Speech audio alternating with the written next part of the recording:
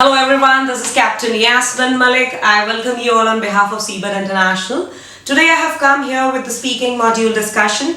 Basically, I just want to give you the brief information regarding the speaking module, and then I'll discuss the thing that how you are going to approach to a role play card.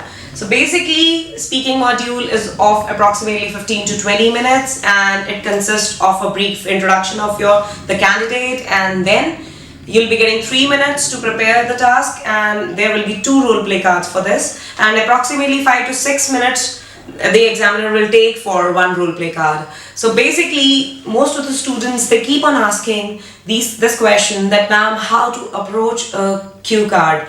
Basically, it's not the same way as you people are doing in the IELTS.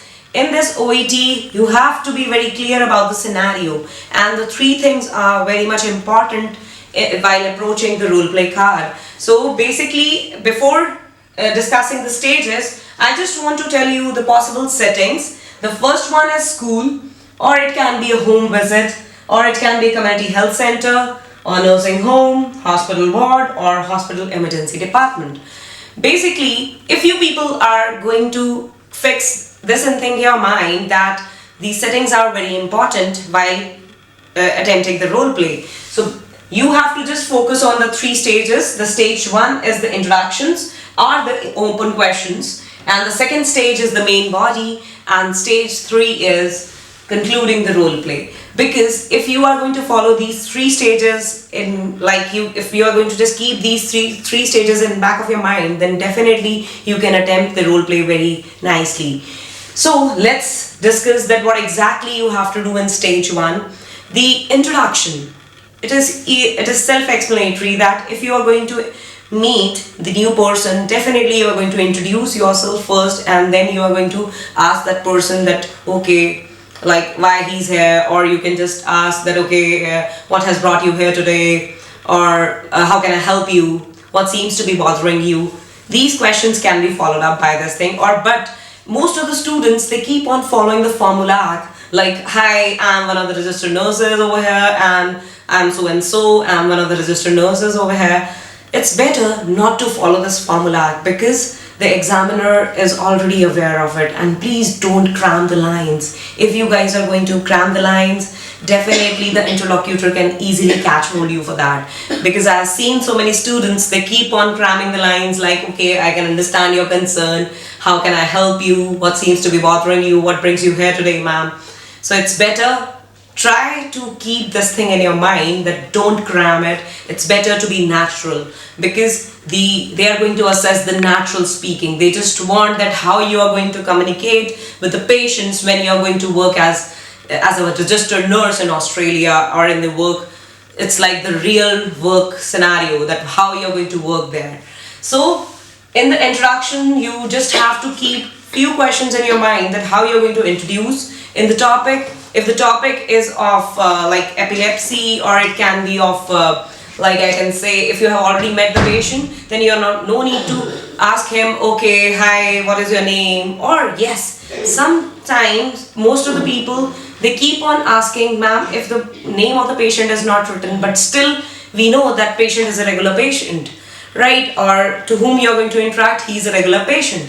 Then you just do one thing, that you just keep one thing in your mind, that you can just start in that way, hi, how you doing, or have you slept last night, or basically you can just say, okay, may I take your name please? This is just to confirm whether I'm dealing with the right patient, as you might be aware of the 5 rights of a nurse. So you can just recall those rights and you can easily attempt your role play. And then is the main body part. As I have discussed about the epilepsy or some Alzheimer's or any schizophrenia, any of the disease, then just give a brief introduction about that disease. But that should be in the layperson language. It should not be in the technical terms, because if you're going to use the word aspiration or some technical terms, or you can say trachea or esophagus, the other person who is he may be a carer, or he may be a father, he may be a mother, or he may be an attendant of the person. So how that person is going to understand those meanings? So it's better to keep this thing in your mind while attempting the task. And then is the conclusion. This is the most important part of the speaking role play, because if you're not going to conclude it, then the examiner is not going to basically you have to reiterate your words. The examiner should be very clear about it, that okay, now the whole conversation is going to stop, and what he has exactly discussed up with you, it should be clear, right? And you, in the end, you can just start it with like, eventually I just want to say, please try to comply with your medication part, or try to follow this balanced diet. Whatever you have discussed in the main body part, just try to reiterate them, because then the interlocutor will come to know that okay, now you are done with the topic. And sometimes students keep on asking this question also, that how they came to know about it, that they have already covered 5 or 6 minutes. It's better you just do one thing, that keep on explaining the things, but it should be in the brief manner. Don't explain it like in a very elaborated way, because then you cannot even complete the key points. It's better to work on the key aspects first, and then if the examiner is elaborating, or examiner is asking you a few questions, then go ahead with the explanations. But it's better to complete the task. Approximately I can say that 70% task should be completed in 5 to 6 minutes. Okay, and then I have already discussed the possible settings, but which I have already discussed, that these are the important factors to consider. The first one is identify the settings, identify the patient, and is it the first time to meet, or he's a regular patient. Because if these settings are like home visit, or sometimes it can be a hospital emergency department, you can just think over it.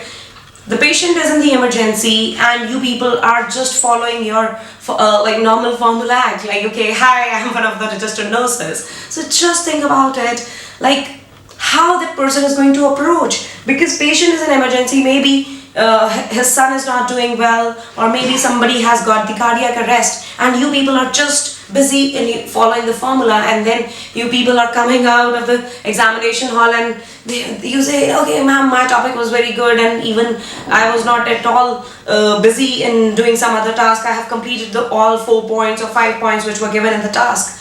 But please try to understand, if you people are not following the instructions carefully, like introductions or conclusion or main body part, you will never get the marks. It's better to keep on asking people that how they are going to perform in that real life scenario. If you are talking to a person who is angry, who is already sobbing, who is already apprehensive, definitely your approach will be different towards each and every person. If a person is angry, definitely you will be more polite. If the patient is apprehensive, you have to make him understand that this thing is not at all a big task, or it is not at all a uphill task. You will be able to overcome with the situation, but you have to make him understand.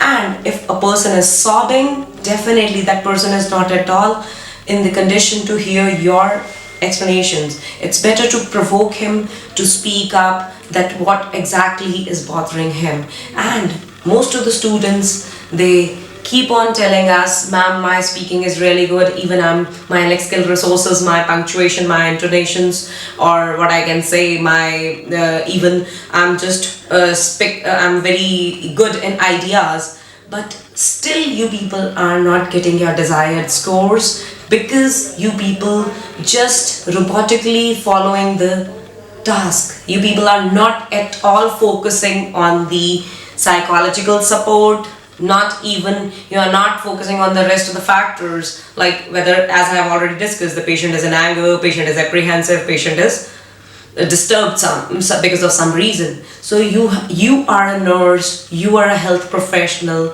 This is the main prime duty of yours, that how you are going to deal. If a nurse is like little boring, and nurse is just robotically just telling, okay, I am one of the registered nurses, and how can I help you? And the other way is, hi, I am one of the registered nurses, how can I help you? Now you can see the difference. Now you can see the expressions, because if you guys are not going to use your expressions, then definitely you will not get the desired scores. And yes, this reminds me one more thing. Then students are telling us that they are recording the voice. Then what is the use of the expressions? But you can do one activity at home right now also after watching this video, that right away you just record your voice without expressions, with the in a robotic way, or with the expressions. The sound will be totally different. So it's better to just practice in that manner and keep practicing, because if you people are just thinking that okay, the topic will be totally different, so there's no need of practicing it. No, because practice is very much important before speaking module. So just keep practicing and stay tuned with us. Have a great day.